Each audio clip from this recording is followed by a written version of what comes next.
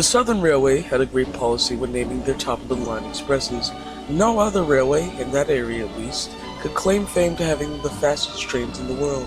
The Southern knew the power of publicity and marketing and gave the services wonderful names like the Bournemouth Bell, the Atlantic Coast Express, and most famously the Golden Arrow, which we will get back to later. When the Southern Railway just became the south of the BR network, more named trains came out of the woodwork for the same purpose, the ideals of luxury, style, and speed for the patrons. It was a late autumn's day back in 1961 when Shaw and Winston were telling Felix, who had no knowledge of the Southern, all about the Golden Arrow. It was a fine run indeed. Salisbury, home of the greats. It was the King Arthurs that started it off. Originally built as Uriad 15s, they were gradually rebuilt over the next 5 years to become some of the best engines in the land. In fact, I heard one engine that pulled... If only Gilbert or William were here right now. What so? They can tell me Scotsman or the trio were faster? I'm sure, or if that was the case, the trio would have held the record first. This, coming from Shaw, surprised Winston. Who are you, and what have you done with the real Shaw? No Western ranting today. Well, the city of Truro is just different. He's a wonderful engine, unlike Gilbert. He is a true and upstanding citizen, just because... Shaw said, trying to hide her feelings. He is from a different railway. Just admit he's not a decent engine. Winston was flabbergasted. Liam, however, thought different. What's your game then? Why is he a special case, as you put it? Because I've seen him personally. Nicer engines you could not meet, despite my, preferences. You know. It was at that moment that Gilbert returned to the shed after a long day of hauling local freight. Good afternoon. How are you chappies doing today? Well, Shaw must have been dropped on his smoke box when he was in Brighton, because for once he isn't lecturing on why Westerners are the scum of the earth. Shaw only continued. You all don't understand. The speeds we both reached, him and I, and my brothers, are above all of your capabilities. Winston seized in frustration. Well, I could beat you in a race any day, you're just bluffing. Do I look like an engine to blast? Also, Winston, I am a steam engine, not some trumped up gas turbine moron.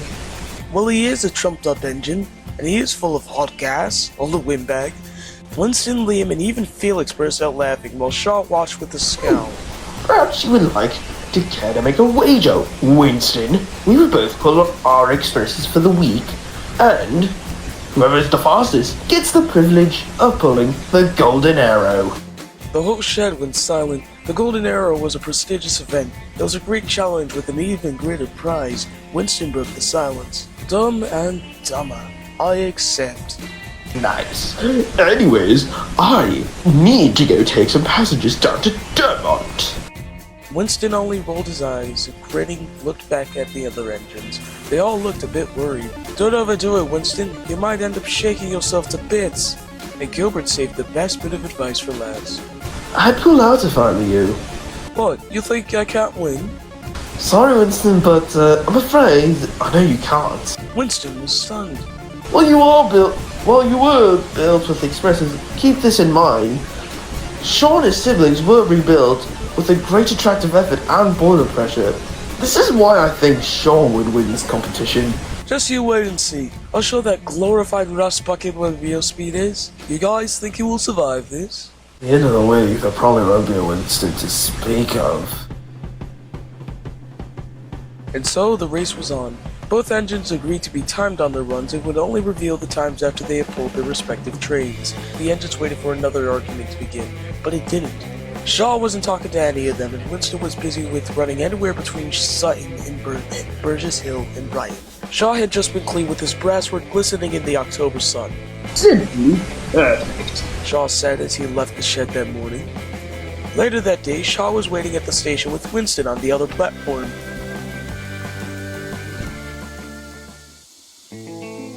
Don't wait too long. I had this train to Bournemouth before you could say, that's a nice bird up there. Winston just shrugged as he smiled. Shaw snorted and puffed away. He had a good run, with the signals being green all the way. He went over the viaduct and the passengers got on and off without any trouble. and soon he could see the buildings of the Plymouth skyline on the horizon. He returned to the yard the next morning just as the sun began to rise, and found Winston waiting for his crew to get him ready for work. Morning, Winston. Did you have a good run? Oh, just you wait. I'm going to humiliate you with how hard you're going to lose. Bloody wish, mate. Winston left a few minutes after that, and Gilbert called out to them. Good luck today, Winston. You're gonna need it. Winston took the midday service from Radmoore all the way to Burgess Hill, and from there had to take another train back with him. He backed out onto the train and watched the passengers board with impatience. Come on now, I don't got all day.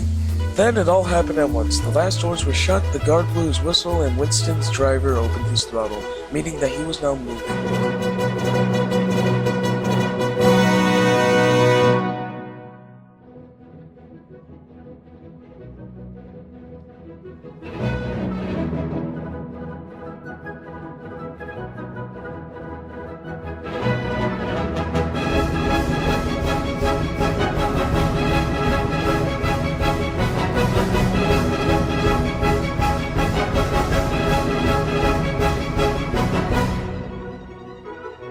As they entered Radmoore railway limits, Winston refused to ease off.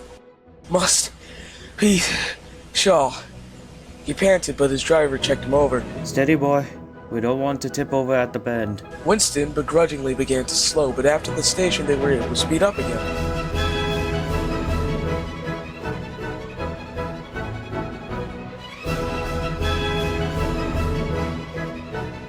They had quite the run while being 8 minutes ahead of time, but then, somewhere near the junction, the crew began to hear a strange crunching sound. Eddie, can you hear that? I can. It sounds like a metallic clanking of some sort. Must be something wrong with Winston. I'll stop in at Widgefield Hill for a check over. And then it happened.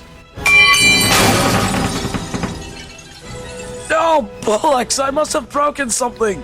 Winston clanked to a halt on the main line, blocking all trains that were meant to be coming after it.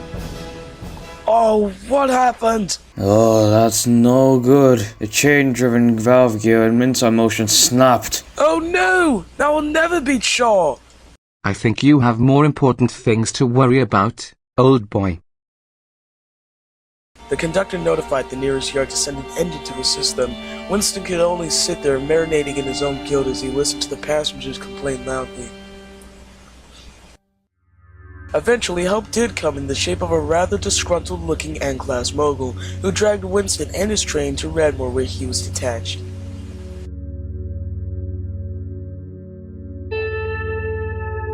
He was put into the shed for repair, but something was different as he was pushed in.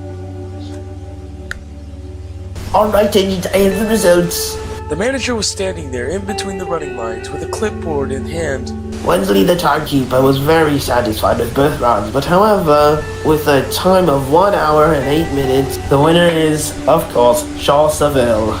Everyone except for Shaw gave a groan. But Wensley expressed the opinion that Winston's run was better. Winston perked up at this. While his runs were on the average 10 minutes slower at an hour and 18 minutes, it's quite noticeable that in fact that this is the fastest run of any engine of his type or his class. This seemed of little importance to Winston, but I still lost and I ended up screwing up my valve gear in the process. Yes, you did. You did lose, but you did achieve something great, and it's something to be proud of. I was built for speed, but to come within 10 minutes of me is a great accomplishment for anyone. If it was up to me, you'd be getting the golden arrow instead of Shaw, but of course, we can't have nice things. I suppose, but I wish I knew. What's calling him to Shaw? I'm afraid for you, that's another story, but for Winston and the Golden Arrow, the story was just beginning.